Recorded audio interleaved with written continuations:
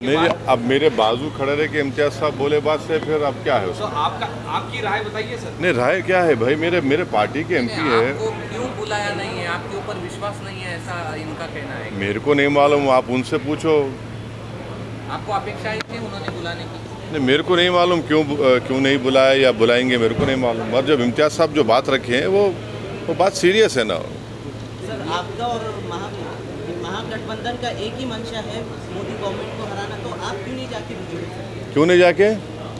आप जाके क्यों रुजू नहीं हो सकते? ये दोनों का मंशा तो एक ही है ना, मकसद एक ही है ना, तो होके क्यों नहीं जा सकते? अब ये बताइए, प्यासा कुएं का नहीं आता या कुआं प्यासे के पास आता? सभी तो पैसे ही है ना।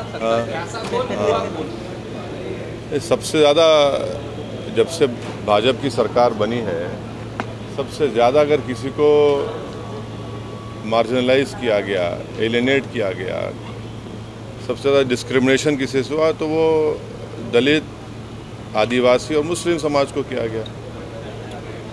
तो आप इसको भी तो देखो। आप आज सबसे ज़्यादा अगर मॉब लिंचिंग होती है, सबसे ज़्यादा अगर किसी के घर तोड़े जाते हैं, झूठे इल्ज़ामात में किसी को उठा दिया जाता है, तो कौन है ये लोग? ये इसी समाज के लोग हैं पूरे।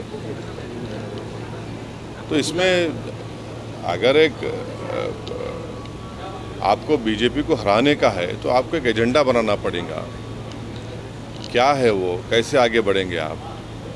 सवाल मेरा नहीं है ना, सवाल असदुद्दीन ओवैसी का नहीं है। सवाल ये है कि आप इन चीज़ों पर गौर करो। आप सर, सब अपनी अपनी राय रख रहे हैं, आपकी क्या राय है बीजेपी को? जो 21 साल से नहीं हरा है वो यहाँ हरा दिए ना औरंगाबाद की जनता ने। इससे बड़ा एग्जाम्पल क्या होगा आपको? कुछ दिन पहले प्रकाश अम्बेडकर जी औरंगजेब के देखिए, एक बात सुनिए, मैं बाड़ा साहब की बहुत इज्जत करता था और करता रहूँगा। वो गए हैं। अब उसका और सब्सटेंशिएशन बाड़ा साहब खुद कर सकते, वो खुद कर सकते, वो काबिल हैं अपनी बात रखने के लिए। पिछले कुछ दिन से महाराष्ट्र में इसी मुद्दे पर लेकर राजनीति चल रही है।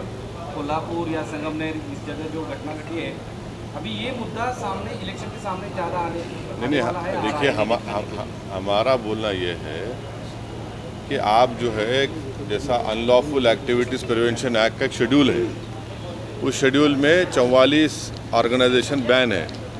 तो हम इन तमाम लोगों से अपील कर रहे हैं कि भैया आप सत्ता में हैं, आप लोग फ़ोटोज़ को भी एक लिस्ट बना दो। ये फ़ोटो जो रखेगा उसको जेल को भिजा देंगे यूएपीए में। फ़ोटो की लिस्ट बना दो आप, अच्छा रहता ना।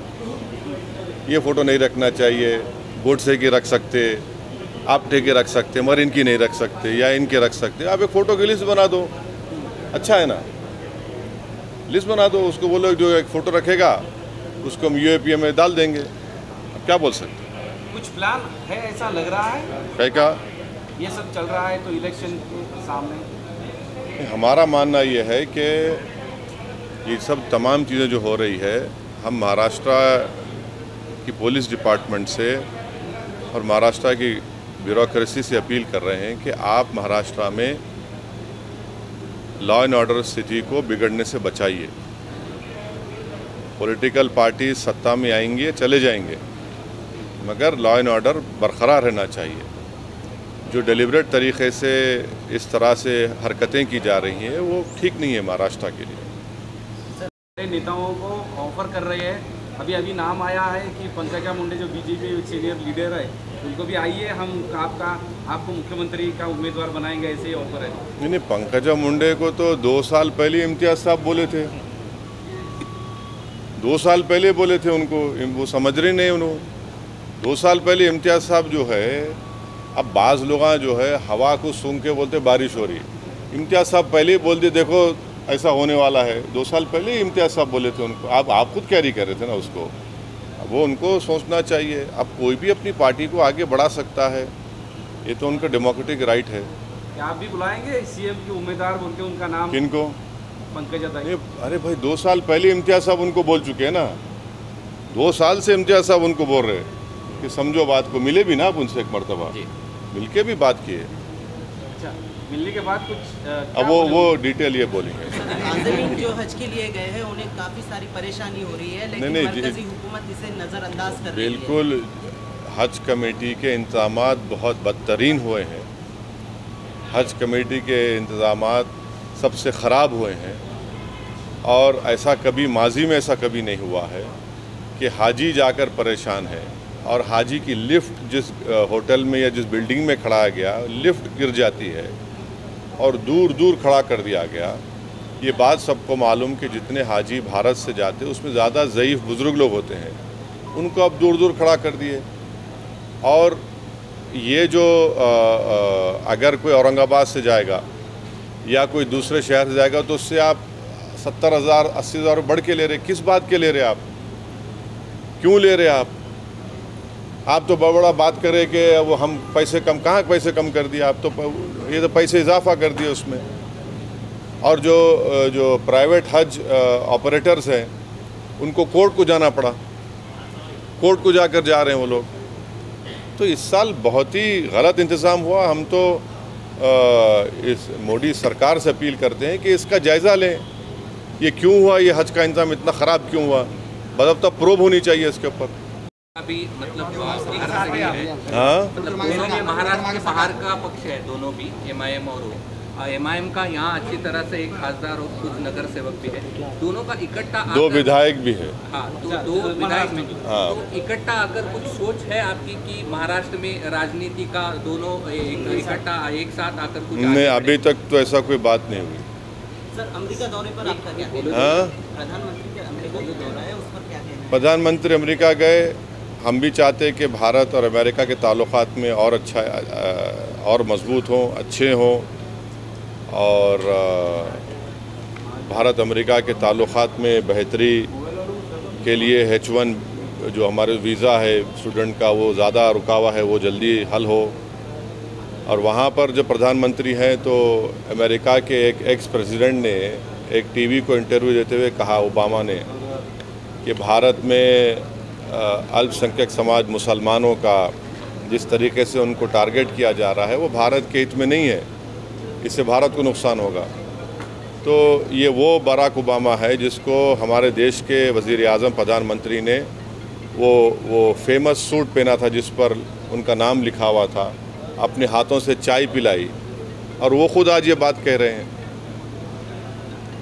और दूसरी बात ये कि भारत के प्रधानमंत्री ने 9 साल में उनके प्रधानमंत्री के टेन्योर में पहली मर्तबा, जैसा आज हम खड़े होकर आपके सवालात का जवाब दे रहे, वैसा उन्होंने सवाल लिया। वरना उन्होंने अक्सर क्या करते, अपने पसंद के एंकर्स को बुला के इंटरव्यू दे देते। तो कोई उनसे पूछता आपको आम खाए पसंद है क्या, कोई पूछता उनसे आपके ने बटवा है क्या। तो उस सवाल जवाब में प्रधानमंत्री ने कहा कि भारत में डिस्क्रिमिनेशन नहीं किया जाता अल्पसंख्यक समाज मुसलमान से।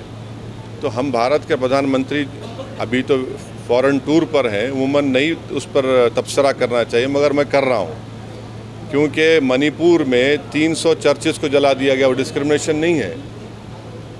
मणिपुर में पुलिस एकेडमी से 50,000 से ज़्यादा एमुनेशन गोलियां चोरी हो गई, 4,000 ज़्यादा हथियार लूट के लेकर चले गए, वो डिस्क्रिमिनेशन है। क्या डिस्क्रिमिनेशन नहीं है कि CAA का कानून मोदी सरकार ने बनाया सिर्फ रिलीजन की बुनियाद पर, डिस्क्रिमिनेशन की निशानी है। तीसरा डिस्क्रिमिनेशन की निशानी ये है कि आपने मौलाना आज़ाद फेलोशिप को बंद कर दिया। हमारे अल्पसंख्यक समाज के बच्चे अपना फेलोशिप कर पाएंगे ना PhD कर पाएंगे। आपने प्री मैट्रिक स्कॉलरशिप को रिस्ट्रिक्ट कर दिया और गौ रक्षक जिसको चाहे पकड़ते हैं, जिसको चाहे मार देते हैं। वो डिस्क्रिमिनेशन नहीं है क्या? ये डिस्क्रिमिनेशन है यहाँ पर। ये सबका साथ, सबका विश्वास, सबका विकास, सबका प्रयास, ये बहुत अच्छा है, डायलॉग अच्छा है, मगर ज़मीन पर तो कुछ दिखता ही नहीं है ना। और फिर डिस्क्रिमिनेशन की मिसाल सबसे बड़ी है कि बीजेपी के पास 300 MP है, एक मुसलमान MP नहीं है, एक मुस्लिम मिनिस्टर नहीं है। ये डिस्क्रिमिनेशन की मिसालें आपके सामने रख रहा हूँ मैं। और हम उम्मीद करते हैं कि प्रधानमंत्री आप लोगों से तो खुल के बात करें ना। ऐसा एक ओपन प्रेस कॉन्फ्रेंस प्रधानमंत्री कर लें दिल्ली में, एक 50-60 जर्नलिस्ट को बुलाकर, तुमको जो पूछना है पूछो प्यारे, दिल खोल के पूछो, मैं आज जवाब दूंगा। विदेश में जाकर देते, यहाँ देने, भारत में देने से उनको इतना क्यों पीछे हट जाते हो?